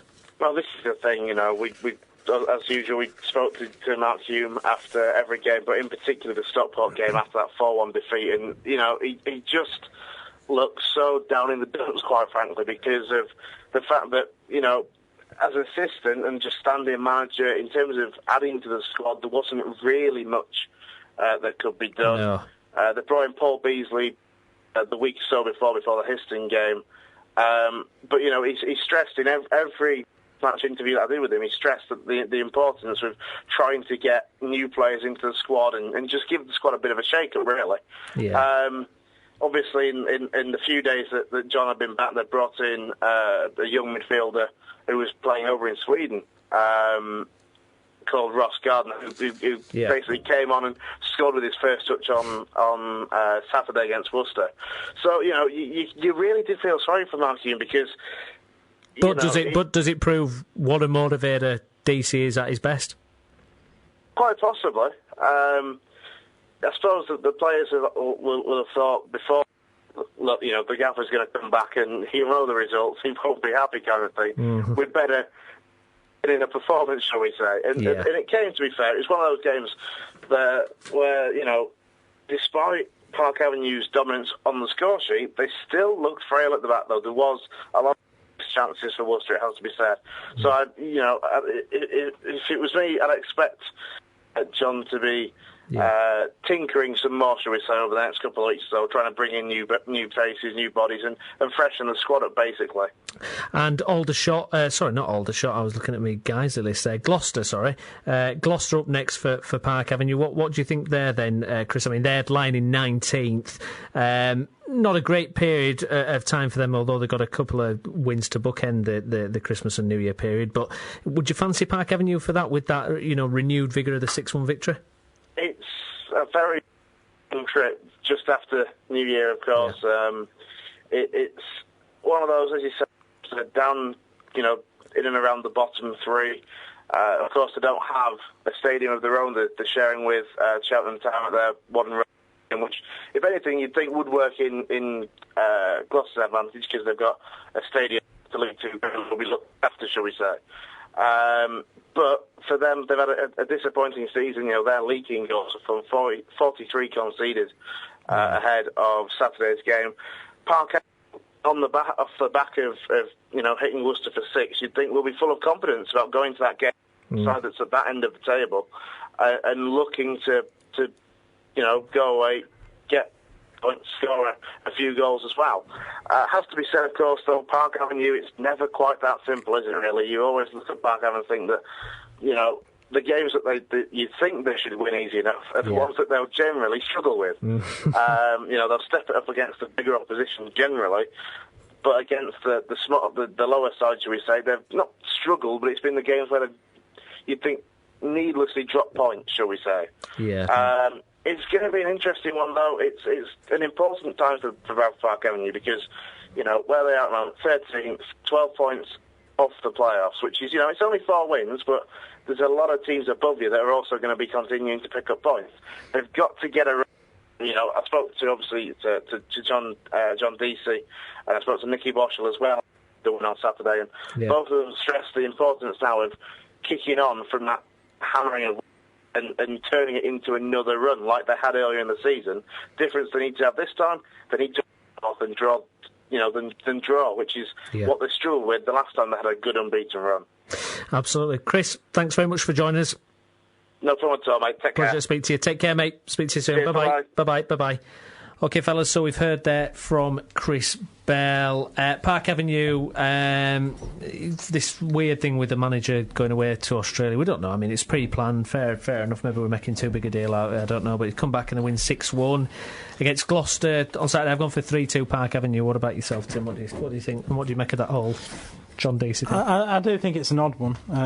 I think there's even people in Sunday League who wouldn't leave. Exactly. Why would you want to leave your team? You can go, especially if he's watching. I know the cricket, but you've got a summer to go on your holidays. Explains why Park Ave won 6-1, because Deacey was probably like, I'm not going to watch anyone else lose because I'm sick of watching someone lose. I don't know which it would have been worse, watching Park Avenue or the Ashes over Christmas. I'm not sure really. It's hard for the players though when obviously that all the strict rules have got and manager and then suddenly goes off when he wants. Well, that's what I mean, setting examples and all that kind of. It's difficult then, isn't it? So Alex, what have you gone for against Gloucester? 2-2. You've gone for 2-2. I've gone 2-1 Park Ave. 2-1, lovely.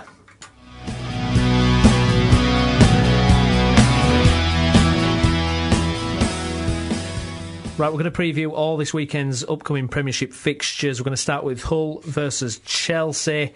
Chelsea struggling with the strikers, but they've got so much class against Southampton. I saw them tear them apart.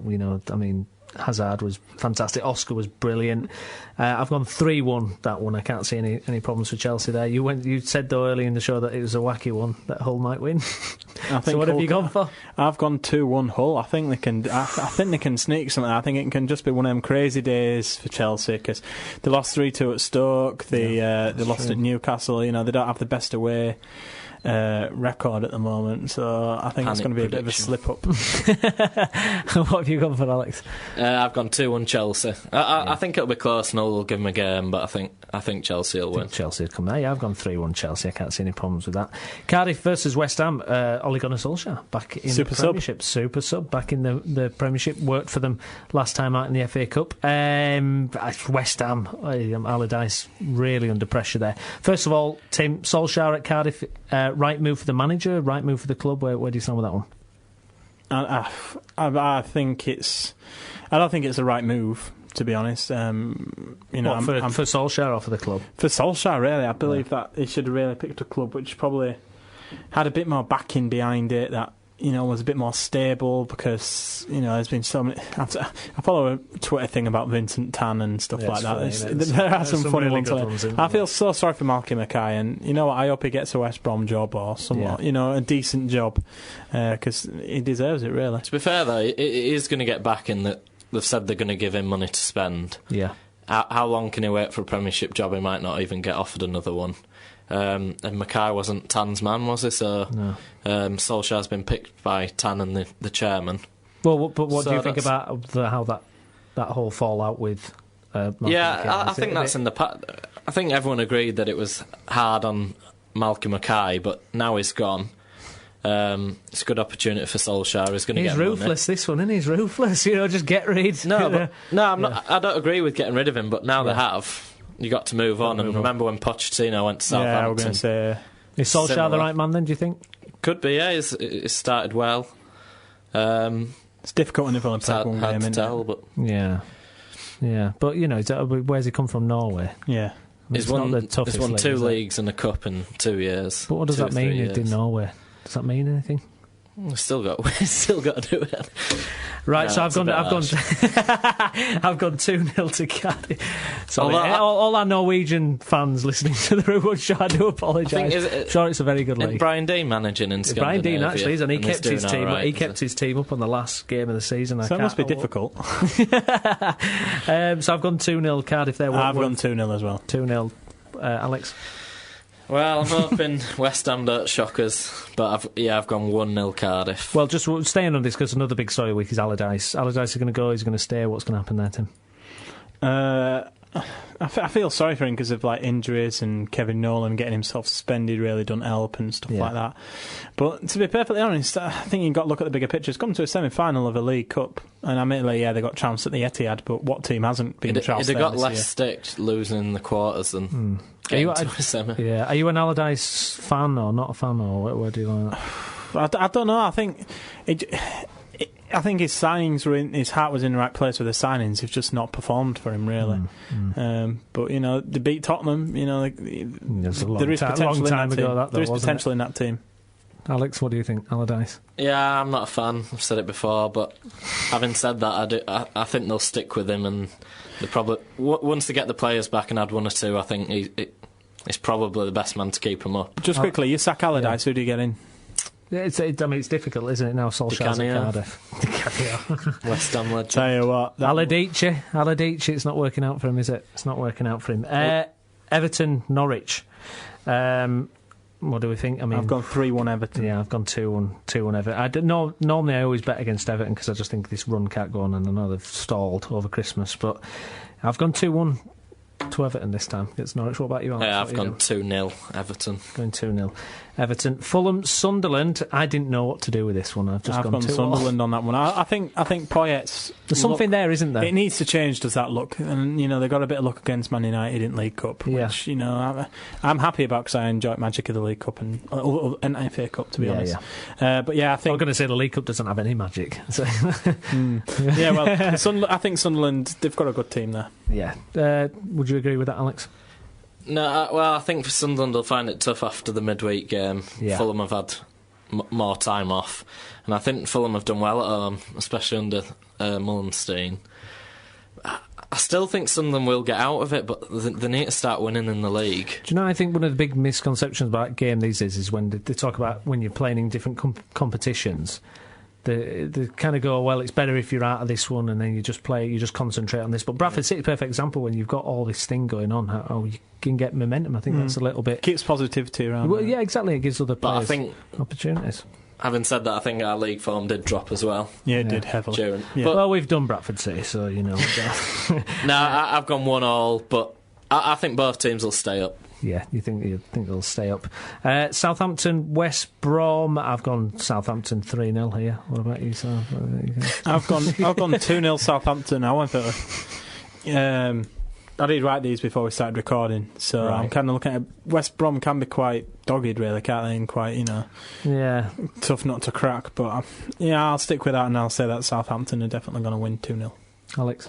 Yeah, I've gone 2-1. I think West Brom are decent, and they've got goals in them. They've got goals in them to do but, I think Saints will win. Spurs versus Crystal Palace. Tim Sherwood, cracking start as manager of Tottenham. I've gone for a big one for him. I've gone 4-1 here to Tottenham. I don't know it's a peerless team he's facing, but I think things can happen. Yeah, I've gone 2-0 Tottenham. I think that. What's Tim Sherwood done that Phil Aspos didn't? Obviously, Adebayor's come back into the team, but it's more than that, isn't it? Keep players happy, to be honest. I think he just kind of cheered them up a little bit. Yeah. I mean, I don't know what he's done through him a Christmas party or what, but there seems to be a bit more positive. There seems to be a bit more positive. Last game, didn't they? Arsenal. Yeah, but the FA Cup. I mean, they beat Man United away, didn't they? Come on. By the way, can I just say, Walcott in that game, I thought that was funny. I thought what he did. Yeah, what do you think of that? I was watching all pundits and I go, "Oh, that's very, very bad. That's irresponsible." Finally, I was like, if you're going to stand there and give fingers and everything to someone, when they give you some banter back, you can't just go, "Oh, that's wrong." That. And it's all right, Spurs fans. He's done his crew shit anyway, so it was now he won. Before dare you find out you're missing the World Cup to do that? It's a bit stupid. But, and in a local derby when there's that many away fans, I thought it was a stupid thing to do. Yeah, fair enough. Now this is the big one, isn't it? The Man United... don't you want my Tottenham score? Oh, sorry, go ahead, yeah. What have you gone for? No, I've gone 2-0 Tottenham. Same, I went 2-0 Tottenham. Man United, Swansea, Moyes on the ropes, I guess. It's just dire, isn't it, for him? I mean, do we feel sorry for him a little bit? Has it got to that stage? It's starting to annoy me now. All right. Is it the referee criticism and all that?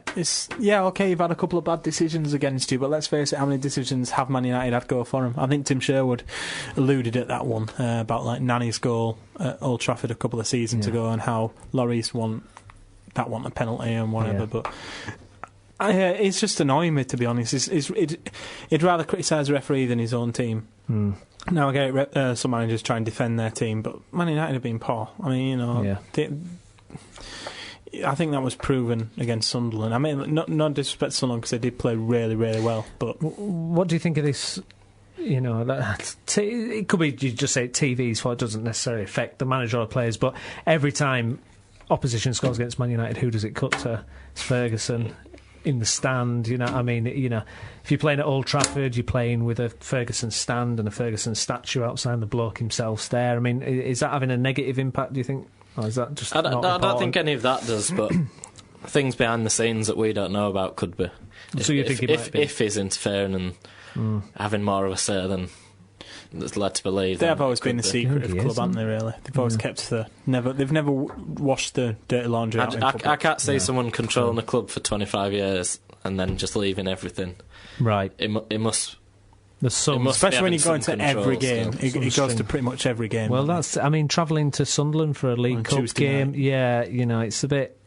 I don't know, I mean, he's entitled to do it, but it just seems a bit... Give him a bit of space. I mean, disappear for, a year or 18 months. Next, right? Exactly, yes, yeah. There is a quote, just to final thoughts on this Man United thing, there's a quote in Ferguson when he was going to retire first time round, this was about 2001, 2002. There's a quote in the book that he released then that said that there was no way he was going to leave a good team for someone else to come in and claim all the credit for what they'd done. Now, that in itself... Is that saying basically he's left Moyes a lot of Well, I think we know he has anyway. I think he has. I mean, there's no doubt. Is it? I mean, that's not a great team, is it? Under any definitely the worst midfield they've had, and squad wise, even the better players they're all in the 30s now. Vidic, Van Persie, Ferdinand, Evra. I think a lot of these players, like they talk about Vidic and say how good he is, but when he's only playing half a season because he keeps injuring himself. And same Rio Ferdinand, he's a good player, but he keeps injuring himself. I mean, well, how old is Vidic now? I mean, he's 31, 32, isn't it? Yeah, I mean, he's not at the cutting edge, is he? And for a defender, that's more or less sometimes the ideal age that they want a centre back to be because of the experience that they've got, but. I think midfield's the main problem. Yeah, I mean, when you've got Tom Cleverley's not good enough. Whole new midfield they need. When you've got Giggs there, you see, I disagree about Cleverley. I think there is a player in Cleverley. I just think, for whatever reason, he just can't get it together. I think he's under so much scrutiny at a club like that. I think it's tough for him. Giggs, I mean, you're relying on... Cleverley should be coming off bench. Well, I don't even know about that. I think it's just... Shouldn't be one of the main midfielders and starting every game. You look at the top of the Premier League table, every single central midfield and pairing, I'd put Man United's probably at bottom. I would, I'm not just saying this for the Newcastle thing, but I'd take Tiote and Cabaye over whoever's playing in Man United. It keeps swapping, doesn't it? I mean, you've got... I'd take them too. I've wondered it. It's just Giggs. I mean, how can you be relying on a 40-year-old to pull the strings still? It just seems sticking with it for the sake of it, doesn't it? Just can't say enough's enough. So they're playing Swansea. I've gone 3-1 Man United after all that. I've gone 1-0. I think they'll scrape a win. I don't think Lightning will strike twice, but no, it could do. Alex, I don't think I can predict Man U to win. I'm just still not convinced by them. But I can't see them losing every week as well. I mean, it's a really hard one to predict. But I think if Swansea do attack them, I think you will sense some negativity, and the atmosphere could start getting a bit bad there. But I've gone 2-2. Will Moyes still be in the job by the end of the season? Yeah. No. Ooh. Go on, Leeds fan. I agree with Tim. I think he still will be, but I think if they don't get Champions League minimum, he will be gone then. Well, I don't think they'll come top 4. I don't think they'll sack him before the end of the season. I mean, I just don't think that. If it's January now, I just can't. Well, if they're 6th or 7th in February, March, you can't just wait till the end of the season. We're not in Europe now. Get but someone else in. They've got. Could Harry be going? Could Harry go from QPR? So that was Man United Swansea. Newcastle Man City on Sunday, first game there. I've gone 3-2 to Man City. I think Newcastle put up a fight, but I think City will be too strong. What do we think? In the League Cup, this finished 0-0 before it went to extra time, and then Man City tore them apart. But despite that, the way Man City are playing at the moment, I put 3-1 Man City. I think Newcastle will crumble under that. Alex? I've gone 3-1 as well. You've gone 3-1 as well. Lovely. To Man City. Yeah. The Man City, the team to stop really at the minute. Yeah, I think they're going to win it. I can see them winning everything. Yeah, I mean, they've been drawn against Barcelona in the Champions League. I can see them smashing Barcelona at home, to be honest. Yeah.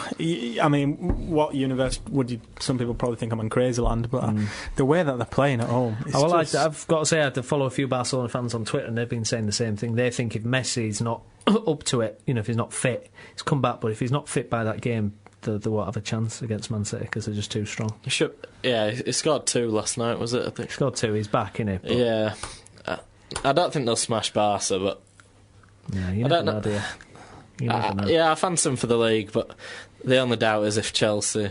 Have we ever seen the home form as good as what City have done this season? Well, I've said it in this studio so many times how easy La Liga is, and these are recent teams have been thrashed 6-0 by Real Madrid. But look at Man City, maybe the Premiership's starting to go a little bit that way. Yeah, but or is just Man City that good?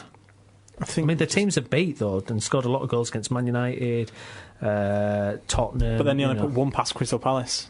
But they're the kind of team that would be happy to go to the Etihad and just get a point. Yeah, because to them that's a point more than what they weren't expecting, and a point more than probably all the teams around them were going to get. Yeah, true. Stoke, Liverpool. No, just to make a point of this, Alex just managed to get in there that Stoke never lose at home. And that affected me. I was going to go for some, clear Liverpool in 3-1 or something like that, and I've gone for 0-0 now.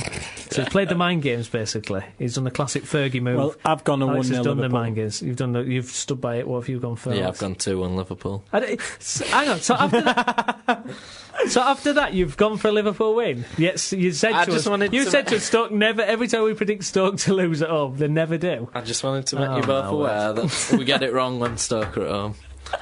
Oh my word, that's dreadful. Right, Charlie Adam to get sent off. I won't bet on that one though.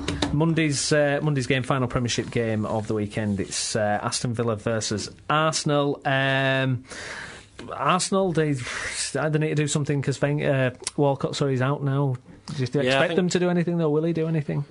Yeah, I think Giroud's coming back now. They've got Podolski coming back. Oxlade Chamberlain's expected to be back very, very soon as well. He's made a quick recovery. So Villa, meanwhile, struggling, not very good. Lambert, is he close to the axe as well? Thing is, I feel sorry for Lambert because he's tried to do everything right at Villa. Yeah, he's tried to bring through the youngsters, keep the academy going. Gone into the lower leagues for players. I mean, that's why I probably, even before the transfer window, I tipped him to Villa to be interested in Naki, and that came out this week, but I don't think anything will materialise from that because I just thought Benteke and Wells up front, that's a kind of, and Lambert saw a lot of Wells last season. Probably a bit too much of Wells last season. But no, I think I do feel sorry for him, but he is under pressure, but all of them are. I mean, he's still about 11th though out of the Villa. Yeah, this is the thing. Yeah, I don't know how to win games, but they do pick points up. Yeah, and obviously the opening day of the season when they beat Arsenal at the Emirates, and everyone thought, right, Lambert's had his difficult season. This is the season where Aston Villa, and then it's been role reversal. I think they've got arguably the weakest team on paper in the league. Do you think? Benteke's certainly not. Benteke's not been anywhere near what he was last year. No, and the backup target man they've had, is it Kozak? He's out for the season now, so which is bad. New signing as well, wasn't it? Yeah. Benteke's going to have to carry him, perform like he did last season now if they want to stay up. Yeah, it's just it's so tight down at that bottom half at Premier League though, and it's just everyone's under pressure. I mean, you've got Sunderland who let their boss go, Palace who changed theirs, Cardiff changed theirs, Fulham changed theirs, West Brom had changed theirs. They're 2 up, so it's becoming a bit mental. Like last season, I think 2 games to go, Norwich could still go down. They ended up finishing 11th or something. There's 6 points between 10th and 18th. So it's incredible, isn't it? It's a mental season. It is. And then you jump up a few points. You jump from 27 points of Southampton up to 33 of Newcastle. And then, it's ridiculous. It's just been a much better season than the last 2 or 3. Oh, absolutely. Even at top, it's fantastic, isn't it? All over, it's fantastic. Yeah. Well, final word on Arsenal. Then Arsenal, they're the real deal this season then? Yes, but I think Man City will be too strong. Too strong. Arsenal? Yeah, I've gone 3-0 Arsenal. 3-0 Arsenal. Tim, what have you gone for a score? 2-0 Arsenal. I've gone 4-1 Arsenal. That's the Premiership preview.